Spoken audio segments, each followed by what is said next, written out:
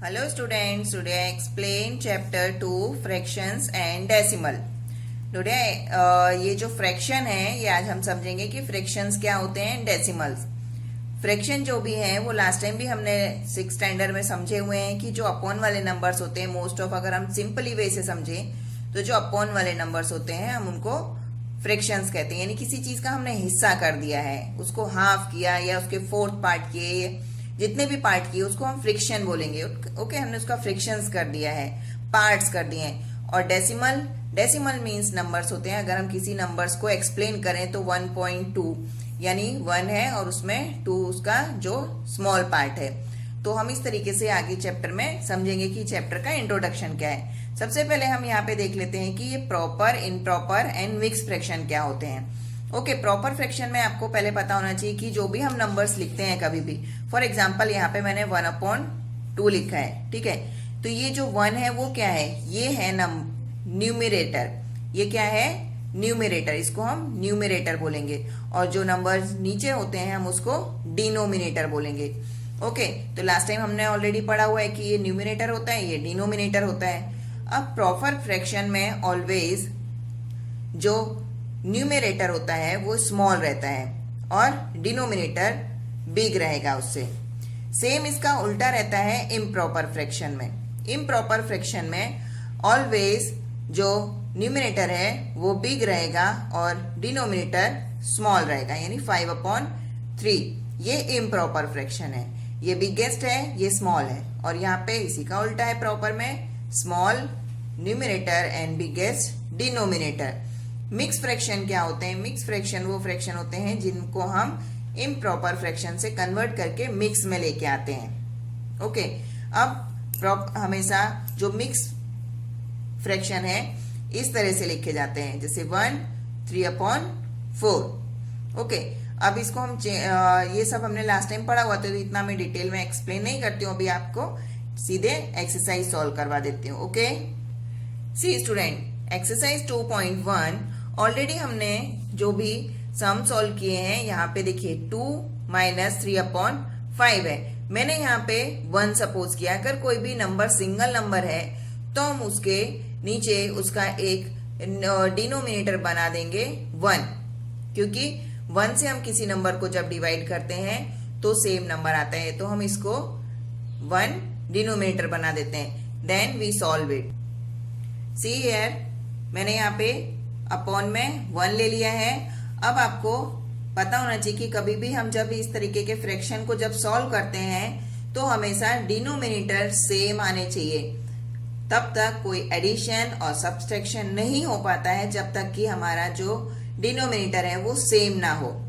अब denominator same करने के लिए हम एक एलसीएम का मेथड लेते हैं, यानी जो नीचे वाले डिनोमिनेटर हैं हम उन दोनों का एलसीएम निकालेंगे. तो 1 और 5 का जब एलसीएम आप फाइंड करेंगे, 1 और 5 का जब आप एलसीएम फाइंड करेंगे तो ऑब्वियसली 5 आएगा. यानी इसका एलसीएम कितना आया, 5. तो हम यहाँ पे नीचे वाले नंबर्स में 5 लाने के लिए यहाँ पे हमें 5 से मल्टीप्लाई करना पड़ेगा और यहाँ पे 1 से मल्टीप्लाई करेंगे, क्योंकि बिकॉज यहाँ पे ऑलरेडी 5 है. तो यहाँ पे हम 5 से मल्टीप्लाई करेंगे. अगर हम कोई भी नंबर्स को यानी न्यूमरेटर को किसी भी नंबर से मल्टीप्लाई कर रहे हैं तो हम ऊपर न्यूमरेटर से भी मल्टीप्लाई करेंगे. यानी 1 × 5 तो ऊपर भी 2 × 5 होगा. Then subtraction 3 × 1 5 × 1. ये वाला स्टेप मैंने आगे आपके सारे सम में नहीं लिखा है, बिकॉज ये जो स्टेप है वो आपको अपनी रफ वर्क में करना रहेगा. ओके, क्योंकि अभी आप 7th स्टैंडर्ड में हो तो इतना डीपली आपको एक्सप्लेन करने की जरूरत नहीं है. आप डायरेक्ट ये वाला स्टेप यहाँ से ये डायरेक्ट स्टेप लिख सकते हैं अगर आप कंफर्टेबल हैं, आपको आता है, क्लियर है आप तब. 5, अब 2 5s are 10/5 and 3/5. ओके, अब यहाँ पे अगर ये स्टेप को यहाँ पे इस तरीके से लिखा जाता है कि 10 - 3/5, तो ये रॉन्ग नहीं है. या तो आप ये लिखिए, क्योंकि जो 5 है नीचे वाला वो हमेशा कंबाइन में भी लिखा जाता है, और 3 - 5 जो सब्सट्रैक्शन का साइन है वो हमेशा ऑलवेज ऊपर की साइड रहता है, यानी न्यूमिनेटर में रहता है, डिनोमिनेटर में माइनस नहीं किया जाता.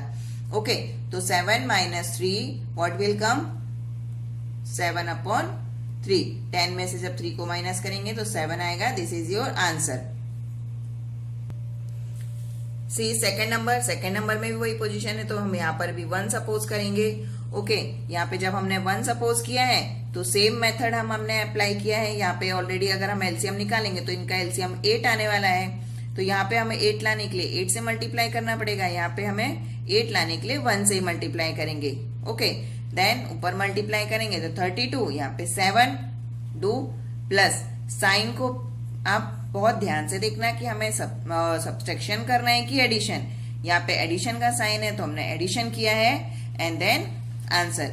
अगर आपको आंसर यहाँ तक आता है तो भी ठीक है। अगर आपको मिक्स फ्रैक्शन में इसको फाइंड करना है तो हम मिक्स फ्रैक्शन में भी फाइंड कर सकते हैं। किस तरह से मैंने आपको सिखाया है, यहाँ पे आपको मिक्स फ्रैक्शन में अगर फाइंड करना है तो 8 डिवाइड 39। ओके, 8 डिवाइड 39 करेंगे तो आपको मिक्स फ्रैक्शन में लिखना आ जाएगा। यहाँ पे कितना आता है 8 4 जा 32। ओके, अब आप इसको माइनस कीजिए। 9 में से 2 को माइनस किया तो क्या आया 7। ओके, अब इसको लिखते कैसे हैं, जो हमारा आंसर आता है उसको यहाँ साइड में लिखेंगे, रिमाइंडर ऊपर लिखेंगे और जो हमारा डिनोमिनेटर है वो हमेशा अपनी पोजीशन पे ही रहेगा। ओके, अब ये हमने यहाँ पे इम्प्रॉपर फ्रैक्शन से हमने मिक्स फ्रैक्शन में चेंज किया है और कुछ भी चेंज नहीं किया। हमने इम्प्रॉपर फ्रैक्शन से मिक्स फ्रैक्शन में चेंज किया है और आप मिक्स फ्रैक्शन से इम्प्रॉपर भी कर सकते हैं। वो कैसे, यहाँ पे 8 को 4 से मल्टीप्लाई करना है, जो आंसर आएगा उसको ऊपर 7 से प्लस करना है। यानी 8 4 जा multiply and then do plus, answer will कम।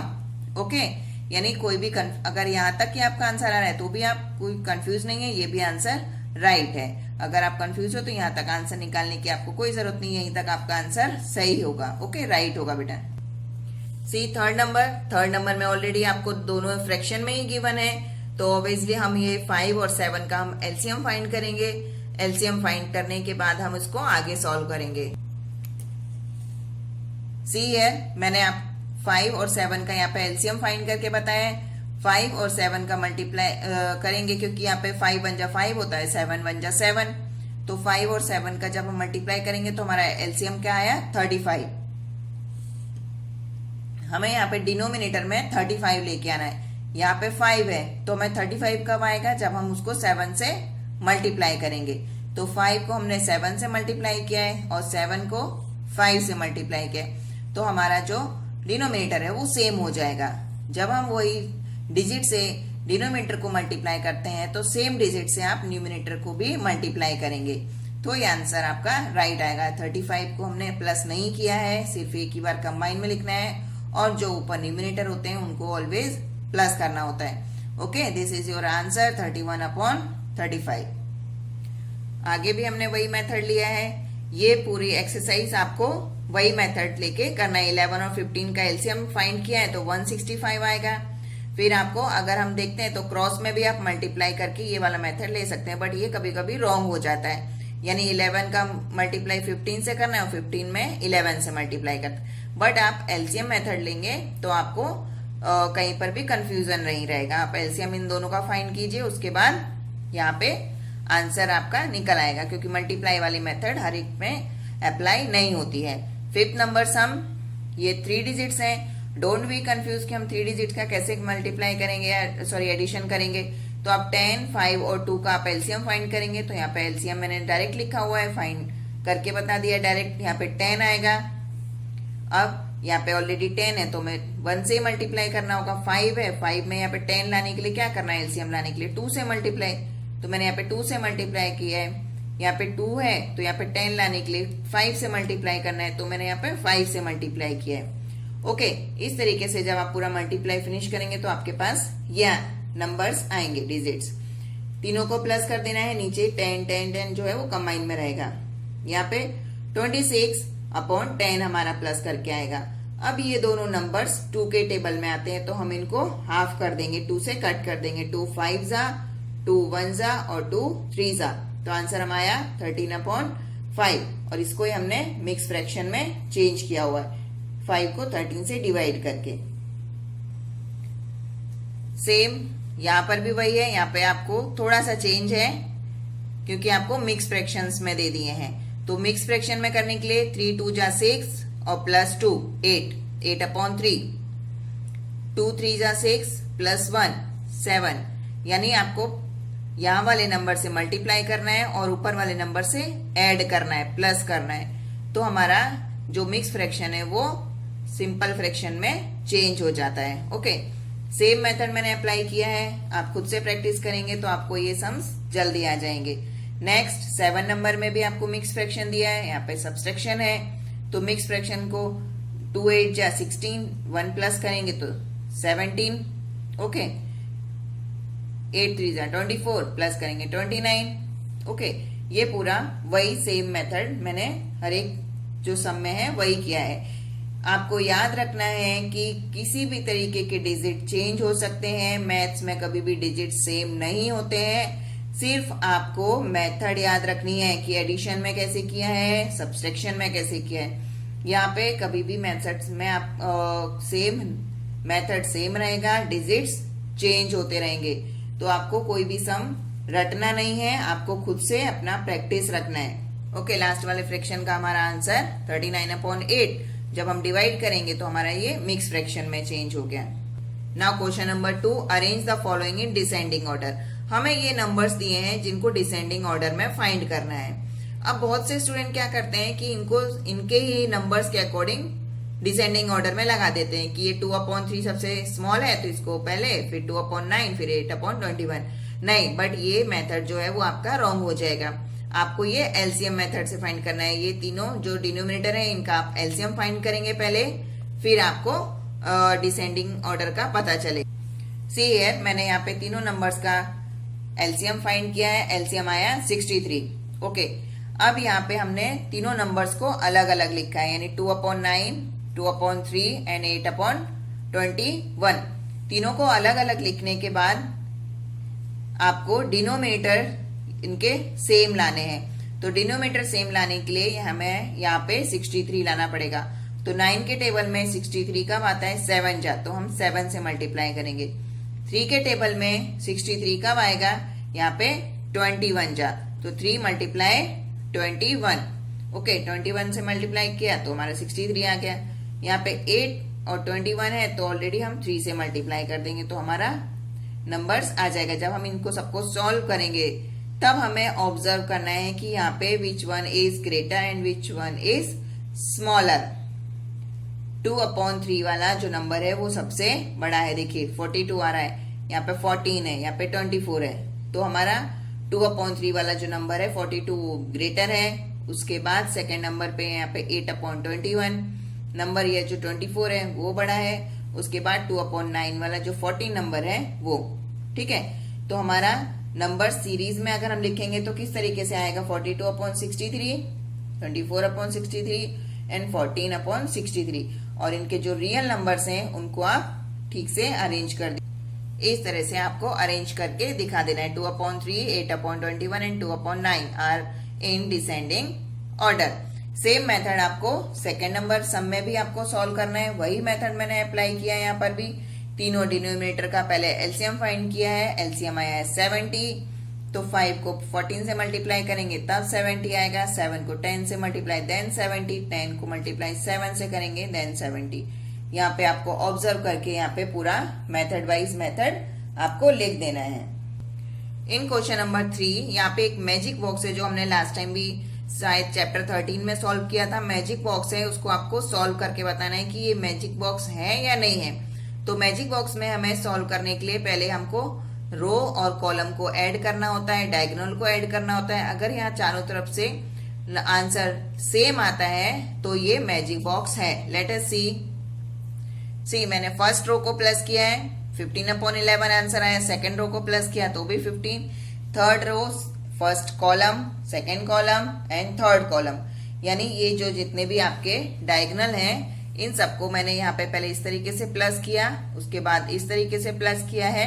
सब तरह से आंसर जो है डायगोनल में क्या होता है, आप इसको ऐसे क्रॉस में जैसे आप मल्टीप्लाई साइन करते हैं ना, ये इस तरीके से आप इनको ऐड करेंगे। तो डायगोनल में जब हमने आंसर लाया तो भी हमारा आंसर 15/11 ही है।